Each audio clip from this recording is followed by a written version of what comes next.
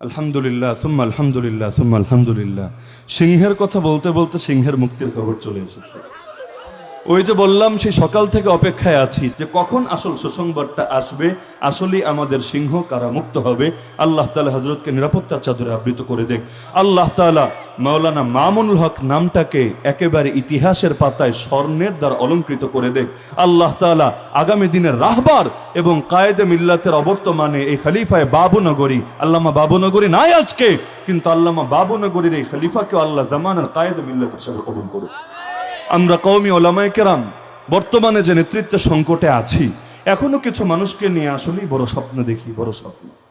ইনশাআল্লাহ যদি এই স্ট্রাকচারটা একবার মজবুত হয়ে দাঁড়াতে পারে, আবারও বাংলার জমিন ঘুরে দাঁড়াবে ইনশাআল্লাহ।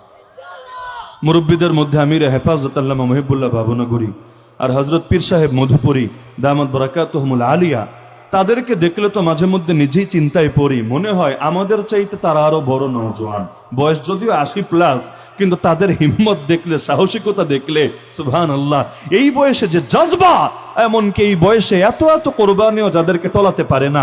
এক মধুপুরের পীর সাহেবের একটা সন্তানও তো বাইরে ছিল না, সব জেলে, একজন ছিল সে আত্মগোপনে, পুরো টাইমটাকে পেরেশানিতে, নিজেও গুলি খেলেন, কপাল থেকে রক্ত ঝরলো, বারবার বাহিনী গেল তাকে গ্রেফতার করে আনতে এবং যে কোনো সময় গ্রেফতারের আশঙ্কার মধ্যে ছিল।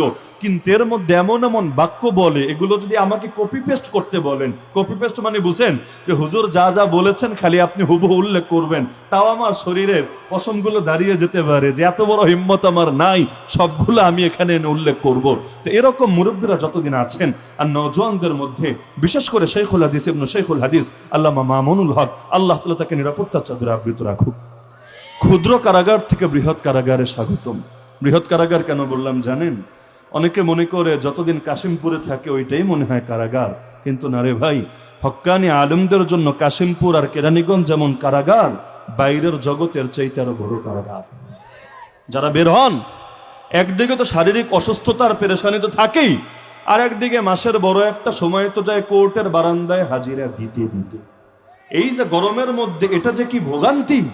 আর দেশের আলেম যাদের সাথে একবার মুসাফাহা করার জন্য হাজার হাজার মানুষ সিরিয়াল ধরে থাকে, ওই মানুষগুলোরা যখন কোর্টের বারান্দায় বসতেও পারে না, ঘন্টার পর ঘন্টা, ঘন্টার পর ঘন্টা পায়চারি করা লাগে, এটা যে কত বড় লাঞ্ছনা, কত বড় বেইজ্জতি আর কত বড় কষ্টের কারণ, এই পরিণতিতে যে পড়েছে একমাত্র সেই বোঝে। তবে যেহেতু দুনিয়ার বুকে সব নবীরাও মাজলুম ছিলেন, সব নবীদের বিরুদ্ধে দুশমনী হয়েছে, কিন্তু দিন শেষে মাজলুমরাই বিজয়ের হাসি হেসেছে। আমরাও আমাদের বড়দের নিয়ে আশাবাদী, আল্লাহ তাআলা তাদেরকে ওই কাফেলায় কবুল করেছে এবং যার ঈমান যত বেশি তার উপর মুসিবত আসবে তত বেশি।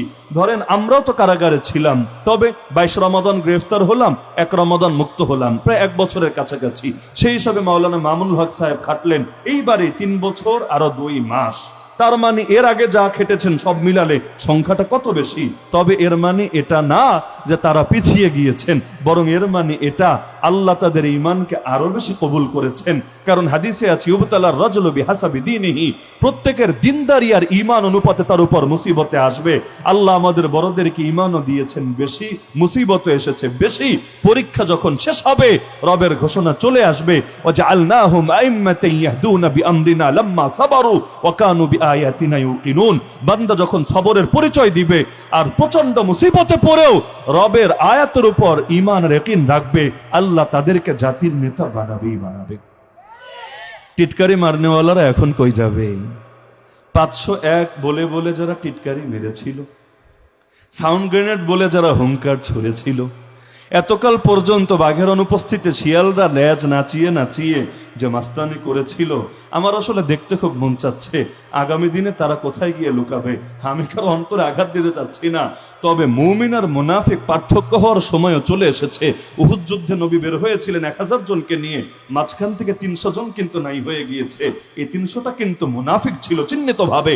সুতরাং মানুষ বেশি হতে হবে এটা জরুরি না। 313 জনের সেই বদরের 313, তালুত নবীর সঙ্গে 313-র মতো এই যুগেও যদি খাঁটি ঈমানদার কিছু মানুষ ময়দানে নামতে পারে, ইসলামের বিজয় কেউ পারবে না ঠেকিয়ে রাখতে।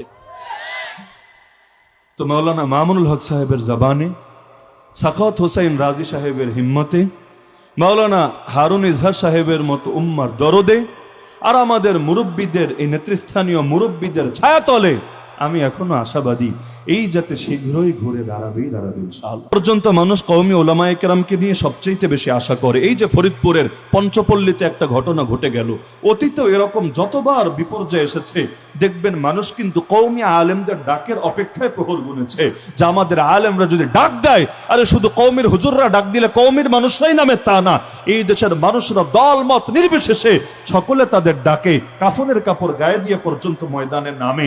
এখন যদি আমাদের বড়রা ঐক্যবদ্ধ হয়ে যদি জাতিকে গাইড করতে পারে, আমি আশাবাদী এই যে নাস্তিক্যবাদী ফেতনা আর পশ্চিমা অপশক্তি নতুন করে মাথাচাড়া দিয়েছে, তারা যে এই দেশের মধ্যে ট্রান্সজেন্ডারবাদ ঢুকাতে চাচ্ছে, শিক্ষা ব্যবস্থার মধ্যে নাস্তিকতা আর কুফর শিরিককে ছেড়ে দিতে চাচ্ছে এবং এই দেশের ইসলাম আর মুসলিম উম্মার ঈমান নিয়ে ছিনিমিনি খেলছে, ওদের পতন হবেই হবে ইনশাআল্লাহ। আর সরকার যারাই থাকুক আর যারাই আসুক, আপনার যখন পাওয়ার থাকবে আপনাকে সবাই স্পেস দিতে বাধ্য, এটাই মূল কথা। কারণ ক্ষমতার রাজনীতিতে কোনো জিনিস স্থায়ী না, এখানে যে কোনো সময় মূলনীতি পরিবর্তন হতে পারে, তবে আপনাকে পাওয়ার অর্জন করতে হবেই হবে, যে ধারার যে সরকারি হোক। হেফাজত কিন্তু বারবার এই কথাটাই বলে যে আমরা নাস্তিক্যবাদী সেকুলার অপশক্তির বিপক্ষে, আমরা শুধু ক্ষমতাসীনদের বিপক্ষে।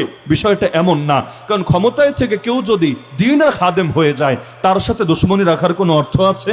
আরে বলেন না। আর ক্ষমতায় না থেকেও কেউ যদি ইসলামের দুশমন হয়ে যায় তাকে বন্ধু ভাবার কোনো দরকার আছে? তো কে ক্ষমতাসীন দল কে বিরোধী দল এটাই মুখ্য কথা না, কে ইসলামের পক্ষে আর কে ইসলামের বিপক্ষে এটাই মূল কথা। কেউ যদি ক্ষমতার বাইরে থেকেও নাস্তিক্যবাদী চেতনা লালন করে, ওর বিরুদ্ধে প্রতিবাদকে তো ফরজ দায়িত্ব মনে করতে হবেই হবে। তো আলহামদুলিল্লাহ ব্যক্তিগতভাবে আশাবাদী ইনশাআল্লাহ, যেহেতু বড় জুলুম চলে গিয়েছে এবং আমার অভিজ্ঞতা বা আপনাদেরও হয়তো অভিজ্ঞতা এমন, ব্রিটিশ শাসনের পরে 1947 যে দেশ ভাগ হলো, এরপর থেকে সবচাইতে বড় জুলুম আলেমদের উপরে 2021 সালে ঘটে গিয়েছে। ইতিহাসের অংশ তো আমরাও হয়ে আছি, কারণ যে 1300 জনের উপর ট্র্যাজেডি ঘটেছে তার মধ্যে যেহেতু আমরাও একজন, বাকিটা সময় কথা বলবে ইনশাআল্লাহ। তো এই যে 1300 জন আলেম এবং নেতৃস্থানীয় আলেমের উপর এত বড় জুলুম হয়ে গেল, আপনার কি ধারণা এর বদলা আল্লাহ দিবে না? শুধু আখিরাতে দিবে, দুনিয়াতে দিবে না? অবশ্যই দিবে। ইসলাম জিন্দা হোতা হয় হর কারবালা কে বাদ। সুতরাং কারবালা যতবার রচিত হবে এরপর ইসলামের জাগরণ হবেই হবে ইনশাআল্লাহ। অনেকে আবার টিটকারি মারে, বলে হুজুর কি পেরেছেন আপনারা? যেমন 13 সালে মাইর খেয়েছেন, রক্ত ঝরিয়েছেন, পতন ঘটেছে, আপনারা হেরেছেন।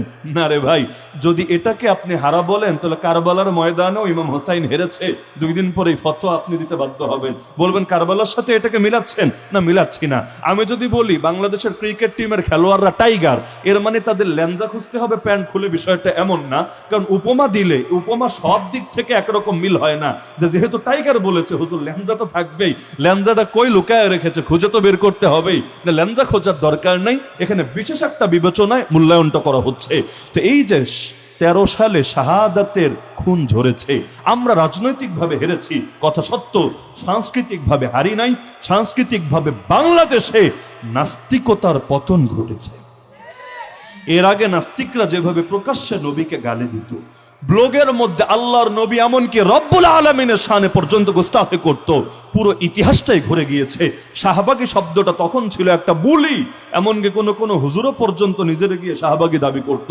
সময়ের ব্যবধানে শাহবাগী হয়ে গেছে এখন গালি। এখন যদি কাউরে আপনি বলেন শাহবাগী, সে ভাববে আপনি তাকে ইনসাল্ট করেছেন, অপমান করেছেন। ইতিহাস ঘটতে বেশি সময় লাগে না। আজও যারা বাংলাদেশের মধ্যে নিষিদ্ধ জিনিসগুলো আমদানি করতে চায়, সমকামিতা বাংলাদেশের আইনে নিষিদ্ধ না, LGBT বাংলাদেশের আইনে নিষিদ্ধ না, এমনকি ট্রান্সজেন্ডার বা শরীফ হয়ে যাবে শরীফা, এখনো পর্যন্ত এগুলো সাংবিধানিক এবং আমাদের ঐতিহ্যের সাথে সাংঘর্ষিক না, সবকিছু। তারপর এক শ্রেণীর লোক এই ধান্দামি এই ভণ্ডামি আমদানি করতে চাচ্ছে। আমরা যদি ঐক্যবদ্ধ হয়ে শক্ত হয়ে ময়দানে নামতে পারি, দেখবেন ওরা লেজ গুটিয়ে পালাতে বাধ্য হয়েছে।